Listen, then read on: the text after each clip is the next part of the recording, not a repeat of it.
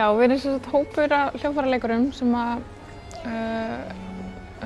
höfum hóað okkur saman öðru hvoru til þess að spila sem sagt upprunaflutning á barokktónlist eða flytja barokktónlist sem upprunalegastri mynd.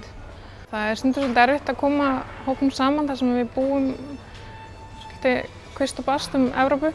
Barokktónlist er í rauninni bara tónlist frá barokktímabilinu. Lok barokktímabilsins er miðað við dauða Jóhanns Sebastian Bach og hefst barokktímabilið í rauninni svona í kringum 1600.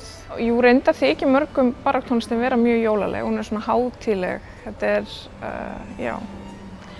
er margir sem að tengja, sérstaklega unnendur klassíska tónlist, að tengja barokktónlistina við jólaárstímann. Það er náttúrulega jólaoratóría Bachs er svona eitt mest leikna klassíska verkið á þessum tíma.